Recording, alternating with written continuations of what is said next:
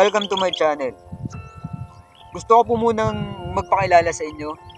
Ako po pala si Moral Expression. At pwede niyo po akong tawaging ME or me, short for Moral Expression. At nagpapasalamat ako sa mga taong manonood nito, mag-share, magpa-follow, magsa-subscribe ng channel ko. Thank you po sa inyong lahat. Thank you po sa pagtsatsaga at pagtapos ng videos na to. Guys, kung mapapansin nyo po, magkakaroon na po kayo ng idea kung about saan yung pag-uusapan natin ngayon or kung about saan yung channel na to. Kung mababasa nyo po yung title ko, Moral Expression. It's about expressing about morality. Alam naman natin ang ibig sabihin ng morality. Ito yung magagandang bagay, magagandang kaalaman, mga good knowledge na pwede nyo magamit sa araw-araw. Yung mga bagay na pwedeng gumabay sa atin, mga bagay na pwede magtuwid sa atin at magbago sa atin. Nandito ako at lumabas ako sa panahon na to or gumawa ako ng channel na to para makatulong at magbigay ng pag-asa, magbigay ng pagkakataon. Gusto kong tulungan kayong magbago. Yung pinanghihinaan ng loob, gusto kong palakasin. Yung walang pag-asa, gusto kong bigyan ng pag-asa. Yun ang gusto kong gawin. Gusto ko kahit paano matulungan ko kayo. Maituwid ko kung ano man yung mga bagay na pagkakamali or mga masasamang nagagawa nyo na hindi nyo kayang ituwid sa sarili nyo. Una sa lahat, ang gusto ko pong maging topic ngayon or ang magiging pinaka-topic natin at pag-uusapan natin ngayon about sa mga lalaki. About sa tungkulin ng isang lalaki. Sa mga lalaki dyan, huwag kayo agad-agad na magagalit sa akin. Lalaki rin ako. Kung ano yung nararamdaman nyo, nararamdaman ko rin yun. Kung ano yung naiisip nyo, naiisip ko rin yun. Naiintindihan ko yung ilan sa inyo, naiintindihan ko kung bakit yung nagagawa yung mga bagay na yun. Pero sana intindihin nyo rin ako kung bakit ko masasabi yung mga bagay na dapat nyo sabihin. Guys, sa mga lalaki, nakagaya ko. Gusto ko sanang turuan kayo. Gusto ko sanang sabihin sa inyo kung anong dapat nyong gawin. Marami kasi sa inyo, yung ilan sa inyo, hindi na alam kung bakit naging lalaki sila. Kung ano yung pinakatungkulin nila. Kung mapapansin nyo, kung nanonood kayo sa social media, di ba nanonood kayo ng mga videos doon? Kita nyo naman, di ba? Kung ano yung mga ugali ng ilang lalaki doon. Kung gaano sila kasama. Para bang sabihin natin, nawala na yung pagkatao sa kanila. Kasi yung ugali nila, yung mga ginagawa nila, parang hindi nagawain ng isang tao. Hindi nagawain ng isang tunay na lalaki. Example na lang. Para sabihin ko sa inyong lahat ng mga lalaki, kinukundina ko talaga yung ginagawa niyo na pagpatol sa mga babaeng bayaran. Yung pang-aabuso sa kanila. Akala niyo ba porkit pumapatol kayo sa mga babaeng bayaran, is okay lang yun kasi binabayaran nyo naman sila? Akala nyo ba yun na okay lang yun? Nakikita nyo po ba yung mga sarili nyo? Tingnan nyo nga yung mga sarili nyo. May mga awa pa ba kayo? May nararamdaman pa ba kayo sa puso nyo? Nakapag-isip pa ba kayo ng maayos? Sarili nyo lang yung iniisip nyo. Sarili nyo lang. Bakit? Paano ko nasabi na sarili nyo lang? Alam nyo ba kung anong dahilan kung bakit ginagawa ng mga babae? Alam nyo, nasasaktan ako eh. Kita mo sa social media. Kita ko. Kahit sa kahit hindi sa social media. Pumunta ka ng Manila. Kahit hindi sa Manila. Siguro meron namang malapit na beer house sa inyo. May malapit dyan na bahay aliwan. Maraming babae dyan. Sa labas pa lang yan ng beer house. Marami na mag-aalok sa inyo. Binibenta yung sarili nila. Pero tinanong nyo ba sila kung bakit nila binibenta sarili nila? Kung bakit nila ginagawa yun? Tinanong nyo ba? Kung tinanong nyo sila, Ano pong masok sa isip nyo? Awa? O yung makapagsamantala? Kung matino kayong lalaki, mararamdaman nyo yung awa eh. Alam niyo bakit? May mga kapatid kayo eh. May nanay kayo. Yung iba sa inyo may asawa pa nga eh. Di ba nagmamahal kayo? Bakit hindi nyo nararamdaman yun para sa iba? Ba't nararamdaman nyo lang sa sarili nyo yun? Minamahal nyo lang yung sarili nyo. Ang gusto nyo, pagsamantalahan yung iba. Alam nyo nang nangangailangan yung mga taong yun. Sa tingin mo yung mga, mga babaeng bayaran mo. Ganun-ganun lang yun. Sa tingin nyo, ginawa lang nila yun dahil gusto lang nila. Nakita nyo ba yung mga pinagdaanan nila? Yung buhay nila, yung nakaraan nila, nakita nyo ba yun? Inalam nyo ba kung bakit sila naging ganun? Para sabihin ko sa inyo, yung iba dyan, right? Yung iba dyan pinagsamantala ng mga tatay nila, ng kapatid nila, ng sarili nilang kadugo. Ganun kalupit ang tadhana para sa kanila. Ganun kalupit ang ibang tao para sa kanila. Tapos dumagdag pa kayo. Yung iba dyan naghihirap. Yung iba dyan walang makain kaya nila nagawa yun. Yung iba dyan may sakit yung pamilya nila kung bakit nila nagawa yun. Yung iba dyan na abuso. Yung iba dyan pinabayaan ng pamilya, ng mga magulang kaya naging ganun yung ugali nila. Naging ganun yung kaisipan nila. Alam nyo ba? Yung isang matinong bata, yung batang nagabayan, yung batang naalagaan, batang babae na nagabayan, naalagaan, naturuan ng mabuti. Sa tingin nyo, gagawin yon? Magiging babaeng bayaran ba siya? Sa tingin nyo, gugustuhin ng isang babae na iba't ibang lalaki ang gumalaw sa kanya? Sa tingin mo, magugustuhan nila na gagalawin sila ng isang construction boy? Hindi naman nila gusto yun eh. Gagalawin sila ng matanda. Gagalawin sila ng hindi nila alam kung may sakit ba yun eh. Gagalawin sila kung sino-sino. Gusto ba nila yun? Ikaw na lalaki ka, gusto mo bang halikan ka ng kung sino-sino? Sabihin natin, halikan ka ng kung sino-sino? Hindi mo alam kung may sakit, kung may age or sino, may tulo ba yun? Gugustuhin mo ba yun? Yung mga babaeng yan, yung mga babaeng bayaran na yan, ginagawa nila yun dahil sa pangangailangan. At yung iba doon, dahil sa mga pinagdaanan nila. Yung iba doon dahil yun sa mga naranasan nila. At nakulong na sila sa ganung sitwasyon. At yung iba doon, kaya ginagawa pa rin nila yun. Dahil nahihirapan pa rin sila. At yung iba doon dahil wala nang tumatanggap sa kanila.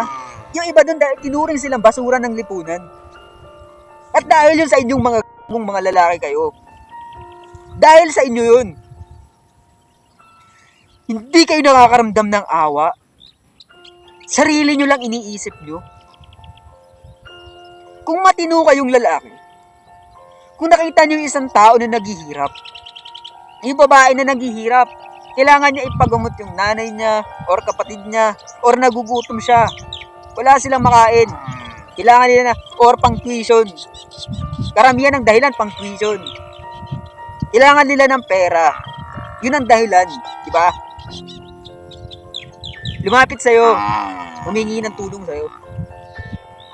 Sabi, okay lang, kahit na ibigay ko yung katawan ko, sasabihin ng babae na yun kasi nangangailangan siya, tulungan mo lang ako.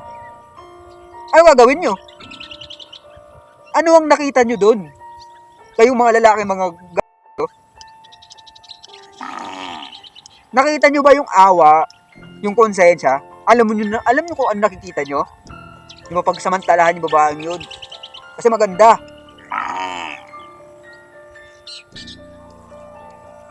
Ano? Di ba yung nakita nyo? Kalibugan? Mga lalaki ba kayo? Mga tunay ba kayong lalaki? Hindi nyo ba naisip yung mga nanay nyo? Mga kapatid nyong babae? Hindi nyo ba naisip na galing kayo sa babae? Ba't pumapatol kayo sa mga babaeng bayaran? Bakit nagpapatuloy yan? Bakit maraming babaeng bayaran sa mundo ngayon? Tingnan nyo nga ngayon yung isip ng bawat tao. Puro kalaswaan. Puro kagaguhan ng nasa isip. Bakit ganun? Bakit nagpapatuloy yun? Sasabihin nyo, Bakit yung babaeng yan? Hindi nahinto. Bakit ganyan pa rin ginagawa niyan? Bakit kasi sa ilang lalaki, sa maraming lalaki na tinotolerate pa rin yun? Yun ang ginagawa nila. Imbis na dapat na tumulong, ano nangyayari ngayon? Sila pa yung nagiging dahilan para ipagpatuloy ng mga babae yun. Kasi alam mo kung bakit? Yung babaeng yun bibigyan mo ng malaking pera. Papayag siya na galawin siya. Babagyan mo ng perang malaki. Ano papasok sa isip ng babae na yun? Di malaki kitaan dun. Imbis na magtrabaho siya ng matino, malaki kinikita niya dun Ganito, unang nangyari sa kanya, example, yung babae na yung nangangailangan na nagugutom. Ang dahilan niya lang is nagugutom lang siya. Walang pera, gipit na. Nagawa niya yun, masakit sa loob niya yun. Umapit sa isang matanda na mayaman. Anong nangyayari? Nahingi ng tulong. Yung matandang mayaman na yun, sasamantalahin siya. Imbis na maawa, tulungan na lang, bigyan na lang ng pera, bigyan na lang ng pagkain kung ano yung magagawa niya. Sasamantalahin niya yun. Ano yung babae na yun? Uuwi sa bahay nila, mapapakain niya yung pamilya niya. Or mapapambili niya ng gamot. Or ano man ang pangangailangan nila.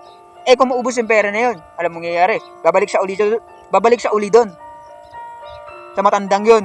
May mangyayari ulit sa kanila. Mauubos uli yung pera. Ano mangyayari?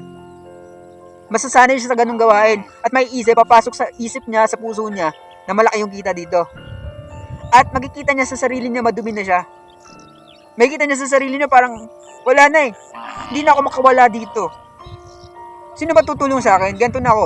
Madumi na ako. Eto na yun. Wala nang tatanggap sa kanya kasi ganun na yung buhay niya. Kasi mababa na tingin sa kanya ng mga lalaki, ng ibang tao. Kahit nga yung iba babae. Supposed to be kayong mga babae, tutulungan niyo yung kapwa niyo babae.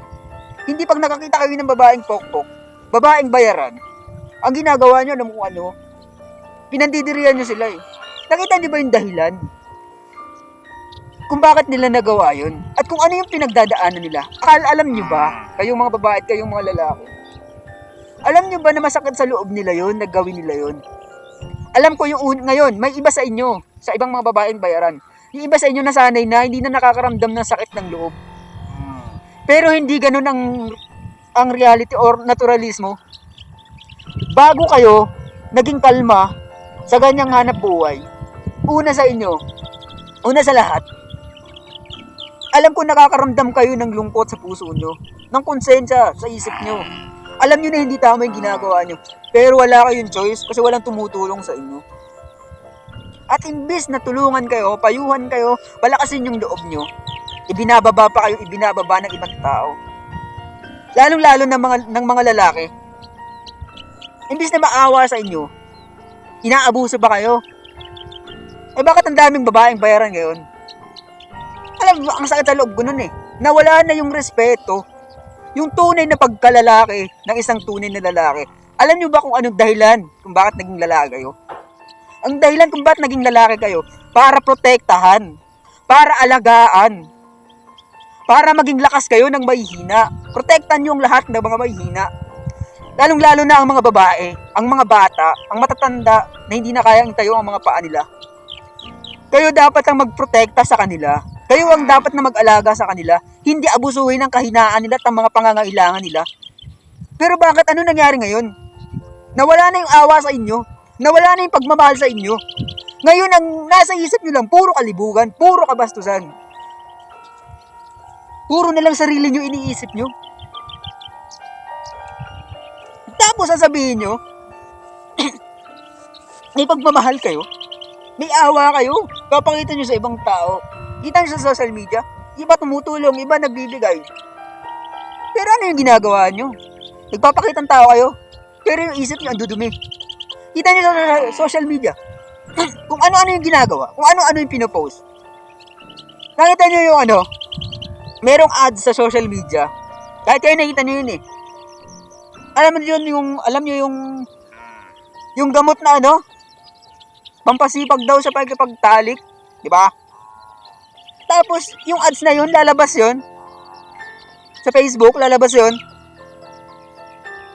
Si Doc, ano pa yun? Si Doc Willie pa yata yung ano, tama, parang gano'n. Si Doc Willie yung pinaka nakalagay doon, siya yung pinaka endorser noon. Tapos makikita mo doon, nagtatali, kita mo yung mga masiselang parts ng organ ng babae at ng lalaki. Tapos pinapayagan nila yon sa social media. Tapos ang dami ngayong mga bata na pupunta sa Facebook, nag-social media. Nakikita yon. Ano mapasok sa isip nila? Bata pa lang sila, alam nila yung mga ganung bagay. Alam niyo ba kung ano yung mga bagay na yun? Yung malalaswang mga bagay na yun? Alam niyo ba kung anong pwedeng idulot sa utak ng tao na yun? Kung anong pwedeng idulot sa puso nun? Bata pa lang yung tao nawawalan ng respeto sa kapwa niya. Bata pa lang ang tingin niya na sa babae, bayaran lang. Bata pa lang wala nang paggalang sa mga babae. Mga bastos na. Kita nyo ngayon sa social media, ang tatanda na yung iba. Nangihipo pa. Ginaganon pa yung siko dun sa jeep, dun sa babae. Diba? Ang tanda na nun. Alam nyo, supposed to be matanda na kayo. Kayo dapat ang tagaturo, tagapagturo. Kayo yung magandang halimbawa para sa iba. Matanda na kayo. Marapit na kayong mamatay. Marami kayong pinagdaanan sa buhay. Alam nyo na dapat kung ano yung mabuti at sa masama. Alam nyo na dapat kung ano yung epekto ng mga bagay na ginagawa nyo. Tandaan nyo yun. Pero ano ngayon? Matanda, bata, walang respeto, walang paggalang sa mga babae. Nabubuisit na ako, naaasar na ako. Kasi ang tingin nyo na lang sa mga babae. Wala na. Hindi na tao nga yung tingin nyo sa iba eh. Anong tingin nyo? Laruan na lang eh. Basta na lang ginagamit eh. Napansin ko ngayon, yung iba, magsisiman, pupunta sa ibang bansa, sasakay ng barko, tapos, may mga babae pupunta sa kanila. Yung mga nagsisiman yun, yung mga asawa yun. Tapos nakita ko doon, may mga umaakyat sa kanila, nakasakay sa bangka, sa akyat sa kanila. Nabayaran nila, mga babaeng mga bayaran. Ano, magpapakasarap kayo? Magpapasarap lang ba ang dahilan ng buhay? Di nyo ba alam yung naidudulot yung sakit sa mga tao? Lalong-lalo na sa mga babaeng yun. Akala nyo tungkol lang lahat sa pera? Hindi ba buhay din yung mga babaeng yun? Hindi ba nakakaramdam yun ng sama ng loob? Marunong dun umibig yun. Marunong din malungkot yun. Nakakaramdam din yun. Pero hindi nyo iniisip yun eh. Alam nyo, iba ginagawa na nagkipag-sex pero alam nyo nangyayari, tulala. Yung iba umiiyak. Pero dahil napipilitan sila, wala silang magawa. Kailangan nilang gawin yun. Masakit yun. Masakit yun para sa akin. Akala nyo masaya sila? Oo, masaya sila. Kasi magkakapera sila. Oo, masaya sila. Kasi nakakaramdam din sila ng pleasure minsan. Pero sa loob nila, habang ginagawa nila at nagpapatuloy sila, unti-unting nagiging madumi ang puso nila, ang buo nilang pagkatao. Nagiging madumi ang tingin sa kanila ng mga tao. Minsan, kahit sarili nila, nakikita nilang madumi at nawawalan sila ng pag-asa. Bakit ganun? Kasi kayong mga lalaki, hindi nyo ginagawa kung anong tungkulin nyo. Puro naiisip nyo ng pagpapasarap. Alam nyo kung bakit kayo binigyan tayo ng pleasure or pagpapasarap sa sex organ natin. Binigay na nandun sa taas. Alam mo bakit? Biyaya para sa atin yun. Ang biyaya hindi para abusuhin. Alam mo pag nagpagdali ka, responsibilidad din yun. Responsibilidad. Pwedeng mabuntis din ng babae. Yun talaga ang pinaka-purpose nun, ang pinaka-function nun. Para dumami ang tao. Para dumami ang mabubuting tao. Kaya kailangan makipagtalik. Yun. Yun ang dahilan nun. Hindi lang para mag-enjoy. Kung nag-i-enjoy man kayo, reward na lang yun. Kasama na yun sa enjoyment, sa pagpaparami. Hindi na talaga yun ang pinaka-purpose. Yung pinaka-purpose nun para dumami ang tao. Pero anong nangyari? Inabuso nyo lang eh. Hindi nyo na naisip eh. Hindi nyo na naisip yung nararamdaman ng iba. Sobrang samahan nyo na. Halos lahat kayo ganun eh. Kita mo. Sobrang dami ng ngayon. Malalasang palabas. Tinotolerate nyo pa eh. Yung Viva Max na yan. Sino bang producer niyan? Eh bakit naman hinahayaan nyo pa ng ganyan? Hinahayaan nyo pang panoorin ng iba yung mga ganyang bagay. Inaano nyo pa? Nilalagay nyo pa sa public? Kayo pa yung gumagawa ng paraan mga ganyan eh. Alam mo yung mga topic sa ano, Viva Max? Di ba pang rape, pang gaganon, pang aabuso. Tapos kitang-kita mo pa doon, pinapakita ba yung katawan? May silang katawan. Eh, ano nga sa panahon natin ngayon, di ba maraming batang nagsa-cellphone? Anong tayo sa social media? O ano mangyayari ngayon sa mundo? Pasama ng pasama yung mundo, palaswa ng palaswa, mga kaisipan ng mga tao. Sino nagtutuwid ngayon? May nagtuturo ba ngayon? Wala naman nagtuturo, wala kang sumusubay sa inyo eh. Ito para sabihin ko, sa lahat ng mga lalaki na pumapato sa mga babaeng bayaran, at yung mga lalaki na nangaabuso, mga nangre-rape, mga walang respeto, matatandang mga walang respeto, ito para sabihin ko sa inyo, mararanasan nyo kung ano yung impyerno dito sa lupa. At pagkamatay nyo, kung hindi kayo magbabago, wala kayong pakialam sa nararamdaman ng iba. Pangako mararamdaman nyo yan. Mararamdaman nyo kung paano hindi irespeto. Dahil wala kayong respeto. Dahil hindi nyo ginagawa yung tungkulin nyo. Sa tingin nyo, pagiging mabuting tao yon, pang-aabuso sa mga babae, pagsasamantala sa mga hirap, sa mga nangangailangan, pagiging mabuting tao ba yon? Tapos sasabihin niya, mabuti kayong tao. Mga pakitang tao lang kayo eh. Pero yung mga ginagawa niyo, hindi magaganda. Dahil sinasabi ko sa inyo, pag di kayo nagsipagbago sa mga ginagawa niyo, mapapahama kayo. Pag nagpatuloy kayo sa mga kasamaang ginagawa niyo, mapapahama kayo.